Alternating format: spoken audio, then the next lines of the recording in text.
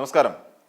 നമ്മളെല്ലാവരും കഴിഞ്ഞ ദിവസത്തെ കേന്ദ്ര ബജറ്റ് കണ്ട് നികുതി ഇളവിൻ്റെ കാര്യത്തിൽ വലിയ സന്തോഷത്തോടെയും സമാധാനത്തോടെയും ഇരിക്കുകയാണ്. ഏകദേശം 12 ലക്ഷം രൂപ വരെയുള്ളവർക്ക് വരുമാനം ഉള്ളവർക്ക് നമ്മൾ നികുതി നൽകേണ്ട എന്നുള്ളതാണ് ഇവിടെ നമ്മൾ നോക്കിയത്. പക്ഷേ എന്നിരുന്നാൽ തന്നെയും ഒരു സന്തുലിതമായ ഒരു നികുതി വ്യവസ്ഥ ഉണ്ടോ എന്ന് ചോദിച്ചാൽ ഇല്ല എന്ന് തന്നെ പറയേണ്ടി വരും. അങ്ങനെ സമതുലിതമായി നിൽക്കുന്ന ഒരു നിയമവ്യവസ്ഥ അല്ലെങ്കിൽ സുസ്ഥിരമായ ഒരു നികുതി വ്യവസ്ഥ എന്ന് പറയുന്നതൊന്നും ഇതിനകത്ത് ഇളവ് അല്ലെങ്കിൽ അങ്ങനെ ഒരു കാര്യത്തെക്കുറിച്ച് ഇവിടെ പ്രോത്സാഹിപ്പിക്കുന്നില്ല എന്ന് നമുക്ക് പറയേണ്ടി വരും, കാണേണ്ടി വരും.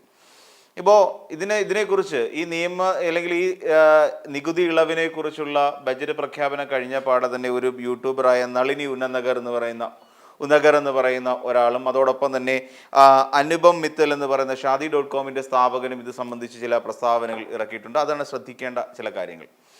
അതായത് ഇതിൽ ആദ്യം നമുക്ക് നളിനി ഉന്നഗർ എന്ന് പറയുന്ന യൂട്യൂബറുടെ ചില കാര്യങ്ങൾ നമ്മൾ പരിശോധിച്ചാൽ, ഏകദേശം ഇപ്പോൾ നമ്മൾ നിലവിൽ ഒരാൾക്ക് സാലറി 30 ലക്ഷമാണ് എന്ന് കരുതുക.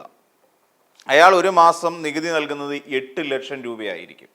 ഈ പറയുന്ന ഇപ്പോഴത്തെ നികുതി സ്ലാബിൻ്റെ ഇതനുസരിച്ചിട്ട് അയാൾ നൽകുന്ന നികുതി 8 ലക്ഷം രൂപ, അതായത് 30 ലക്ഷം രൂപ വാങ്ങുന്ന വരുമാനമുള്ള ഒരാൾ നൽകേണ്ടത് അത്രയാണ്. അതേസമയം ഇതേ ആൾക്കാർ തന്നെ ഒരു ബിസിനസ് ക്ലാസ്സിൽ ഉള്ള ആൾക്കാരാണ്. അത് ബിസിനസ് ചെയ്യുകയും കച്ചവടം നടത്തുകയും ചെയ്യുന്ന ഒരാളാണ് ഈ 30 ലക്ഷം രൂപ ഒരു വാർഷികം ഉണ്ടാക്കുന്നതെങ്കിൽ അയാൾ നൽകേണ്ടത് വെറും 1.5 ലക്ഷം രൂപ മാത്രമാണ് നികുതി ഇനത്തിൽ. ഇതൊരു വലിയ പ്രതിസന്ധി സൃഷ്ടിക്കുന്ന ഒരു കാര്യമാണ്. അതായത് ഒരു സാലറീഡ് ആയിട്ടുള്ള ഒരാൾ 30 ലക്ഷം രൂപ വാങ്ങുമ്പോൾ അയാൾ നൽകേണ്ട തുക 8 ലക്ഷം രൂപയും, നികുതിയിൽ അതോടൊപ്പം തന്നെ ബിസിനസ് ചെയ്യുന്ന ഒരു ബിസിനസ്സുകാരൻ നൽകേണ്ടത് 1.5 ലക്ഷം രൂപയുമാണ് ഒരു വർഷത്തെ വാർഷിക നികുതി എന്നുള്ള നിലയിൽ.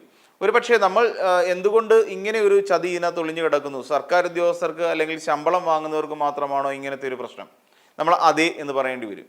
ബിസിനസ് ചെയ്യുന്നവർക്ക് പക്ഷേ നമ്മൾ കമ്പാരിറ്റീവ്ലി പരിശോധിച്ച് കഴിഞ്ഞാൽ ഒരു ബിസിനസ് ചെയ്യുക എന്നുള്ളത് കുറച്ചുകൂടെ റിസ്ക് ഉള്ള ഒരു ഫാക്ടറാണ് എന്ന ഘടകം അല്ലെങ്കിൽ റിസ്കിൻ്റെ ഘടകം അതിനകത്തുള്ളത് കൊണ്ടായിരിക്കും. ഒരു പക്ഷേ ഒരു വർഷം ബിസിനസ് ലാഭത്തിലേക്ക് പോകാം, ചിലപ്പോൾ നഷ്ടത്തിലേക്ക് പോകാം. എന്നിരുന്നാൽ തന്നെ 30 ലക്ഷം രൂപ വാർഷികം ഏൺ ചെയ്യുന്ന ഒരു ബിസിനസ് എന്ത് തന്നെ ആയിരുന്നാലും അത് ലാഭത്തിൽ ഓടിക്കൊണ്ടിരിക്കുന്ന ഒന്ന് തന്നെ ആയിരിക്കും എന്ന് നമ്മൾ ചിന്തിക്കേണ്ടി വരുന്നു. അപ്പോൾ അവരെ സംബന്ധിച്ചിടത്തോളം വെറും 1.5 ലക്ഷം രൂപ മാത്രം ഇതിനകത്ത് നൽകിയാൽ മതി.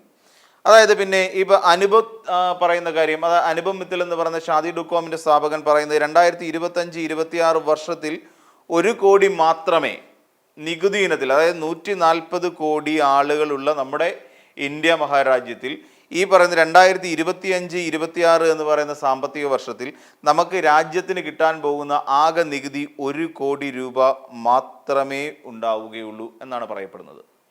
അതായത് 1 കോടി രൂപ മാത്രം നികുതി ഇനത്തിൽ, അതായത് വരുമാനത്തിൻ്റെ നികുതി എന്നുള്ള കണക്കിൽ വരാൻ പോകുന്നത്.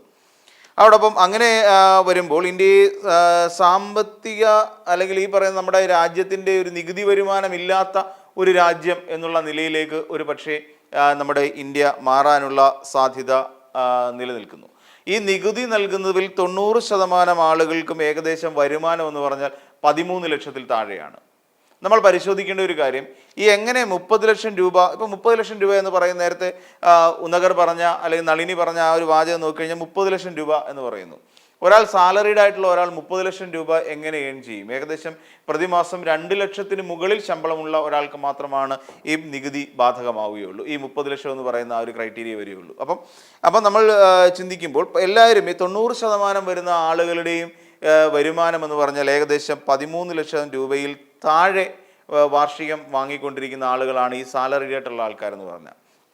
അപ്പോൾ അങ്ങനെ ചിന്തിക്കുമ്പോൾ ഈ പറയുന്ന ദേശീയ വരുമാനത്തിൻ്റെ അല്ലെങ്കിൽ നികുതിയുടെ ഒരു ഭൂരിപക്ഷം അല്ലെങ്കിൽ സിംഹഭാഗവും വഹിക്കേണ്ടി വരുന്നത് ചെറിയ ഒരു വിഭാഗം മാത്രമായിരിക്കും. നമ്മൾ മനസ്സിലാക്കിയാൽ കൃത്യമായി നമ്മൾ പോയി കഴിഞ്ഞാൽ മനസ്സിലാകും, ഈ പറയുന്ന 90% ആളുകളും പ്രതി വർഷം 13 ലക്ഷം രൂപയിൽ താഴെ വരുമാനം വാങ്ങുന്ന ആളുകളാണ്. ബാക്കി വരുന്ന 10%, ഈ വരുന്ന 10% ആളുകളിലേക്ക് മാത്രമായി ഈ നികുതി ഭാരം അവരുടെ ചുമതലകളിലേക്ക് എത്തുന്ന ഒരു സ്ഥിതിവിശേഷം കൂടി ഉണ്ടാകും എന്നാണ് അനുപം മിത്തൽ പറയുന്നത്. ഇപ്പോൾ പുതിയ പരിഷ്കരിച്ച നികുതി വരുമ്പോൾ ഏകദേശം 4 ലക്ഷം രൂപ വരെ വാർഷിക വരുമാനമുള്ള ഒരാൾക്ക് നികുതി അടയ്ക്കേണ്ട ആവശ്യമില്ല, വരുമാനത്തിനുള്ള നികുതി അടയ്ക്കേണ്ട ആവശ്യമില്ല. അതോടൊപ്പം 4 മുതൽ 8 ലക്ഷം രൂപ വരെ വാങ്ങുന്നവർ മാത്രമാണ് 5% നികുതി അടയ്ക്കേണ്ടി വരുന്നത്. അപ്പം 4 മുതൽ 8 വരെയുള്ള, അത് 5, 6 അങ്ങനെ തുടങ്ങുന്ന ആൾക്കാർക്ക് 8% നികുതി അടയ്ക്കേണ്ടി വരുന്നു. അതോടൊപ്പം 8 മുതൽ 12 ലക്ഷം രൂപ വരെ വാർഷിക വരുമാനം വാങ്ങുന്നവർ അതോടൊപ്പം 10% നികുതി എന്നുള്ള നിരക്കിൽ നൽകേണ്ടി വരുന്നു. അപ്പോൾ ഇതാണ് അവരുടേതായ നികുതിയുമായി ബന്ധപ്പെട്ട് ഈ നമ്മൾ പറയുന്നില്ല 12 ലക്ഷം എന്ന് പറയുന്ന ആ ഒരു ക്രൈറ്റീരിയയെക്കുറിച്ച് നമ്മൾ കൂടുതൽ മനസ്സിലാക്കുമ്പോൾ ഉണ്ടാകുന്ന ഒരു പ്രധാന പ്രശ്നം അതാണ്. എന്നാൽ മറ്റൊരു കാര്യം കൂടി നമ്മൾ ഇതിനകത്ത് പരിശോധിക്കേണ്ടത് BMS കേന്ദ്ര ബജറ്റിനെതിരാണ്. കേന്ദ്ര ബജറ്റ് വലിയ രീതിയിൽ കൊട്ടിഘോഷിക്കപ്പെട്ട ഒന്നാണെന്ന് നമുക്കറിയാം.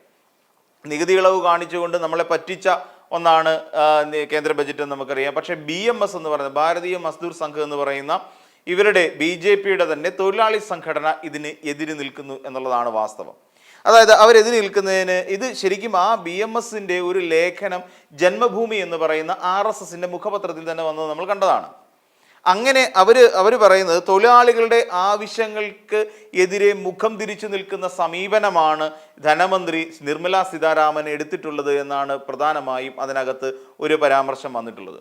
എന്തുകൊണ്ടെന്നാൽ ഇവരുടെ തൊഴിലാളികളുടെ പ്രധാനപ്പെട്ട പ്രശ്നങ്ങളെക്കുറിച്ച് ചർച്ച ചെയ്തിട്ടില്ല ബഡ്ജറ്റിൽ. അതോടൊപ്പം ഇവരുടെ EPF പെൻഷൻ ആനുകൂല്യം, ഇവർക്ക് ലഭിക്കുന്ന EPF പെൻഷനിൽ ഇവർക്ക് ഇപ്പോൾ നിലവിൽ വാങ്ങിക്കൊണ്ടിരിക്കുന്ന 1000 രൂപ എന്ന് പറയുന്നതാണ് പ്രതിമാസം വാങ്ങുന്നത്. അതൊരു പക്ഷേ ഇവർ വിചാരിച്ചിരുന്നത് അതിനെ ഒരു 3000ത്തിലേക്ക് എത്തിക്കും എന്നുള്ള ഒരു ധാരണ അല്ലെങ്കിൽ ഇവർക്കൊരു ചിന്തയുണ്ടായിരുന്നു. പക്ഷേ ആ ഒരു പ്രഖ്യാപനം എങ്ങും നടക്കാതെ പോയി എന്നുള്ളതാണ്.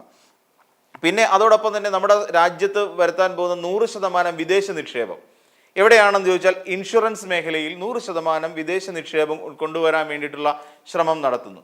അപ്പോൾ അതായത് ഇപ്പോഴത്തെ ഒരു പ്രശ്നമുണ്ട്, അസറ്റ് ഡിമോണൈറ്റൈസേഷൻ എന്ന് പറയുന്ന ഒരു സംഭവത്തെക്കുറിച്ച് പറയുന്നുണ്ട്. അസറ്റ് ഡിമോണൈറ്റൈസേഷൻ എന്ന് വെച്ച് കഴിഞ്ഞാൽ ഉപയോഗയോഗ്യമല്ലാത്തതിനെയെല്ലാം വിറ്റുതുലയ്ക്കുക എന്ന് പറയുന്ന ഒരു സിസ്റ്റത്തിലേക്ക്, പൊതു സംവിധാനത്തിലേക്ക് കൊണ്ട് എത്തിക്കാനുള്ള ഒരു നീക്കം. അതിൽ എല്ലാ സ്ഥാപന ജംഗമങ്ങളും ഉപയോഗയോഗ്യമല്ല എങ്കിൽ അടുത്ത 5 വർഷം കൊണ്ട് ഏകദേശം 10 ലക്ഷം കോടി രൂപയുടെ വിറ്റഴിക്കലാണ് ശരിക്കും കേന്ദ്ര സർക്കാർ ഉദ്ദേശിക്കുന്നത്. ഇതിനെതിരായും BMSന് കടുത്ത അമർഷമുണ്ട്, എതിർപ്പുണ്ട്.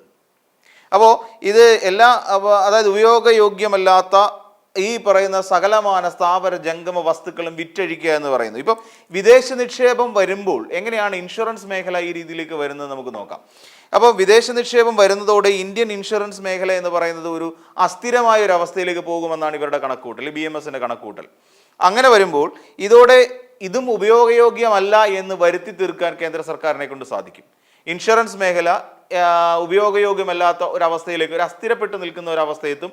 അപ്പോൾ അങ്ങനെ വരുമ്പോൾ ഇതും വലിയ രീതിയിൽ ഉപയോഗയോഗ്യമല്ലാത്ത ഒരു മേഖല എന്നുള്ള നിലയിൽ കണക്കാക്കപ്പെടുകയും അങ്ങനെ ഇത് പൂർണ്ണമായും അവരിലേക്ക് വിറ്റഴിക്കുന്ന തരത്തിലേക്ക് എത്തിക്കാനും സാധിക്കും. ഇതൊക്കെയാണ് ബഡ്ജറ്റിനെ BMS എന്ന് പറയുന്ന ഈ BJPയുടെ തന്നെ തൊഴിലാളി സംഘടന ഉയർത്തുന്ന ആക്ഷേപങ്ങൾ അല്ലെങ്കിൽ അവരെതിർക്കുന്ന പ്രധാനപ്പെട്ട ഘടകങ്ങൾ ഇതൊക്കെ തന്നെയാണ്. അതായത് എല്ലാ മേഖലയിലും പെട്ട സാധാരണക്കാരായ തൊഴിലാളികളെ അംഗീകരിക്കുന്നതിന് വേണ്ടിയിട്ടോ തൊഴിലാളികളുടെ പ്രശ്നങ്ങളെക്കുറിച്ച് മനസ്സിലാക്കുന്നതിന് വേണ്ടിയിട്ടോ അവർക്ക് ഏതെങ്കിലും തരത്തിലൊരു ഉന്നമനം ലഭിക്കുന്നതിന് വേണ്ടിയിട്ടുള്ള യാതൊരു പദ്ധതികളോ അതല്ലെങ്കിൽ നമ്മളിപ്പോൾ സംസാരിച്ച പോലെ EPF പെൻഷൻ അടക്കമുള്ള കാര്യത്തിൽ പോലും ഒരു റിവൈസിങ്, ഒരു മാറ്റം കൊണ്ടുവരാൻ, ഒരു പരിഷ്കരണം കൊണ്ടുവരാൻ ഇപ്പോൾ നിലവിൽ നിർമ്മലാ സീതാരാമൻ കഴിഞ്ഞ ദിവസം അവതരിപ്പിച്ച ബജറ്റിനകത്ത് ഒന്നും വകയിരുത്തിയിട്ടില്ല എന്നുള്ളതാണ് യാഥാർത്ഥ്യം. അതുകൊണ്ട് തന്നെയാണ് ഈ രീതിയിലുള്ള പ്രതിഷേധങ്ങൾ ഇടവരുത്തുന്നത്. അതോടൊപ്പം തന്നെ ഈ നികുതി ഇളവ് കൊണ്ട് നമ്മുടെ രാജ്യത്തെ നികുതി വ്യവസ്ഥയെ ഒരു സമതുലിതമായ ഒരു അവസ്ഥയിൽ എത്തിക്കുന്ന കാര്യത്തിലും നിർമ്മലാ സീതാരാമൻ അമ്പേ പരാജയപ്പെട്ടു എന്ന് തന്നെ പറയേണ്ടി വരും.